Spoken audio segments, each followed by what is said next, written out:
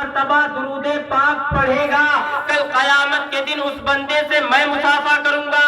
الحمدللہ ثم الحمدللہ.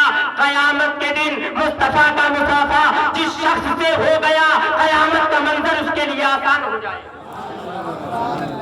تو حضرات اور آپ ایک وظیفہ بنا لیں.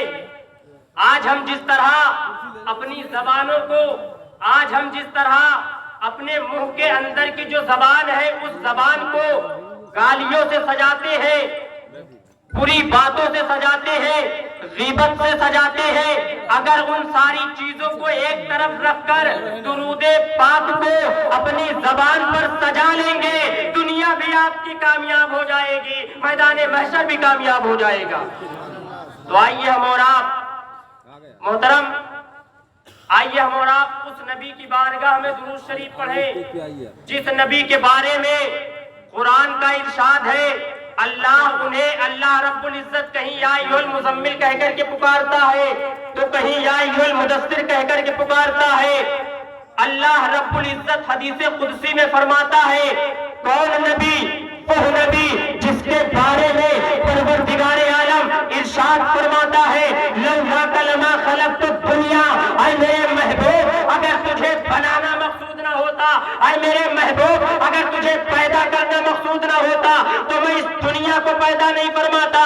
جب اعلیٰ حضرت اپنے نبی کی شان لکھتے ہیں تو یوں عرض کرتے ہیں یا رسول اللہ مصطفیٰ جان رحمت پہ لاکھوں سلام, شمع بد پہ ہدایت پہ لاکھوں سلام, وہ دسو جن کو جنت کا مزہ ملا اس مبارک جماعت پہ لاکھوں سلام. اعلیٰ حضرت اپنے قلم کو جنبش دیتے ہیں, یوں ارشاد فرماتے ہیں یا رسول اللہ کعبے کے بدلے تو جا تم پہ کروڑوں درود, پیدا کے شمس الضحیٰ تم پہ کروڑوں درود, اور کام پہنے لیجئے تم کو جو راضی کرے ٹھیک ہونا میرے ذات تم پہ کروڑوں درود.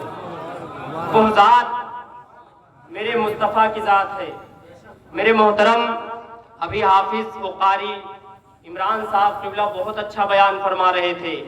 اگر ہم ان کی باتوں پر عمل کر لیں تو الحمدللہ یہ دنیا بھی سنور جائے گی اور میدان محشر بھی سنور جائے گا. تو آئیے ہم اور آپ سب سے پہلے اپنے نبی کی بارگاہ میں جھوم جھوم کر بلند آواز ہو کر درود شریف پڑھیں. اللہم صلی علی سیدنا شفیعنا مولانا محمد بارک وسلم صلاۃ و سلام علیک یا رسول اللہ صلی اللہ تعالی علیہ وسلم.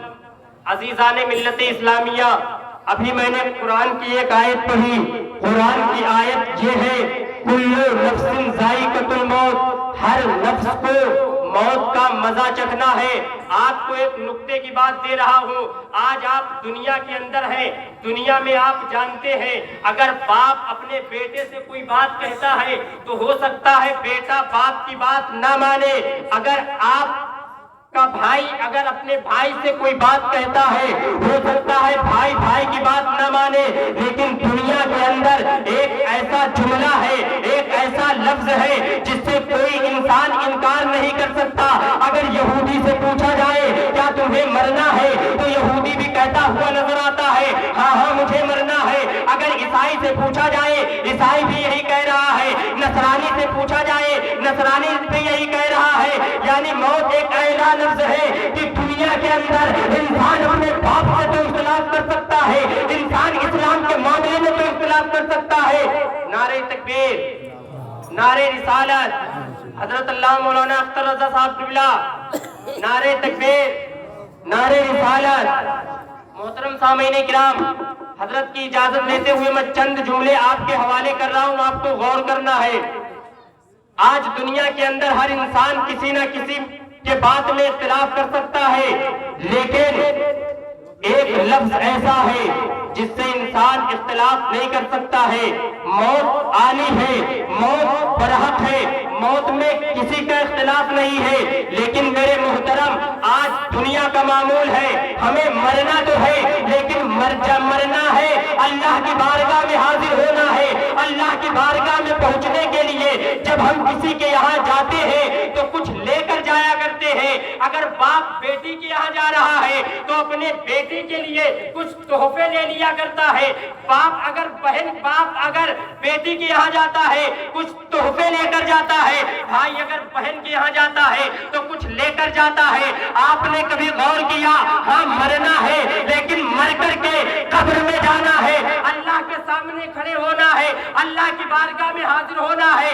कभी हमने सोचा हम खाली हाथ जाएंगे? कहीं परवरदिगार आलम ने पूछ लिया, ऐ मेरे बंदे बता, मैंने तुझे जिंदगी अता की थी, मैंने तुझे उम्र अता की थी, बता तूने ये जिंदगी कहाँ गुजारी है, बता तूने ये उम्र कहाँ गुजारी है। अगर बंदे मोमिन अपने आमाल के साथ दुनिया से गया होगा, यानी जिसकी जिंदगी दुनिया में नमाजों में गुजरी होगी, जिसकी जिंदगी दुनिया के अंदर रोजों में गुजरी होगी, कल परवरदिगार आलम की बारगाह में खड़ा होकर और ये अर्ज करेगा, मेरे परवरदिगार आलम मुझे तूने जिंदगी अता की, मैंने अपनी जिंदगी को तेरी इबादत के लिए सर्फ कर दिया था।